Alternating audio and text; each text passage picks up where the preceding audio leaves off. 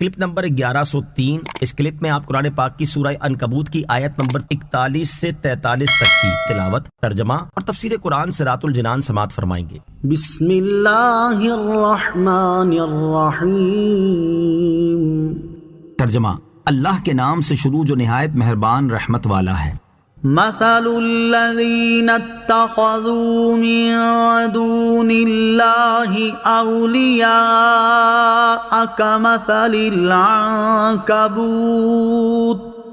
اتخذت بیتا وإن اوہن البیوت لبیت العنکبوت لو کانوا یعلمون۔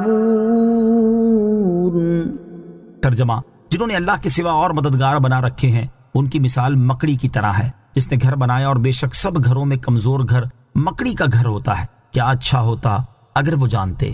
مثل الذین اتخذوا من دون اللہ اولیاء، جنہوں نے اللہ کے سوا اور مددگار بنا رکھے ہیں ان کی مثال، یعنی وہ لوگ جنہوں نے اللہ تعالیٰ کو واحد معبود ماننے کی بجائے بتوں کو معبود بنا رکھا ہے اور ان کے ساتھ امیدیں وابستہ کی ہوئی ہیں، اور در حقیقت ان بتوں کے عاجز اور بے اختیار ہونے کی مثال مکڑی کی طرح ہے جس نے اپنے رہنے کے لیے جالے سے گھر بنایا جو کہ انتہائی کمزور ہے، اور یہ گھر نہ اس سے گرمی دور کر سکتا ہے، نہ سردی، نہ گرد و غبار اور بارش وغیرہ کسی چیز سے اس کی حفاظت کر سکتا ہے۔ ایسے ہی یہ بت ہیں کہ اپنے پجاریوں کو کوئی نفع یا نقصان پہنچانے کی قدرت نہیں رکھتے، اور نہ ہی دنیا و آخرت میں انہیں کوئی فائدہ پہنچا سکتے ہیں، اور بے شک سب گھروں میں کمزور گھر مکڑی کا گھر ہوتا ہے، اور ایسے ہی سب دینوں میں کمزور اور نکما دین بت پرستوں کا دین ہے۔ کیا ہی اچھا ہوتا اگر وہ بت پرست یہ بات جانتے کہ ان کا دین اس قدر نکما ہے۔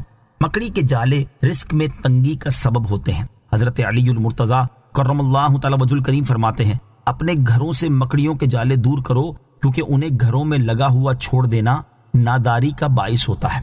ان اللہ یعلم ما یدعون من دونہ من شیء وہو العزیز الحکیم۔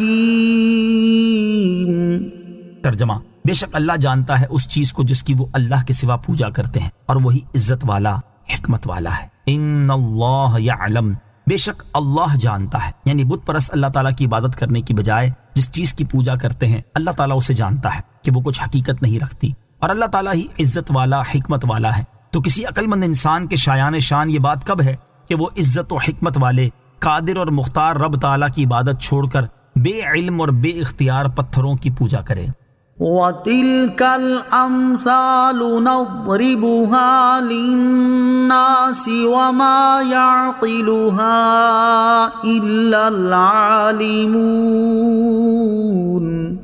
ترجمہ، اور یہ مثالیں ہیں جنہیں ہم لوگوں کے لیے بیان فرماتے ہیں اور انہیں علماء ہی سمجھتے ہیں۔ وَتِلْكَ الْأَمْثَالُ نَضْرِبُهَا لِلنَّاسِ، اور یہ مثالیں ہیں جنہیں ہم لوگوں کے لیے بیان فرماتے ہیں۔ کفار قریش نے طنز کے طور پر کہا تھا کہ اللہ تعالیٰ مکھی اور مکڑی کی مثالیں بیان فرماتا ہے، اور اس پر انہوں نے مذاق اڑایا تھا۔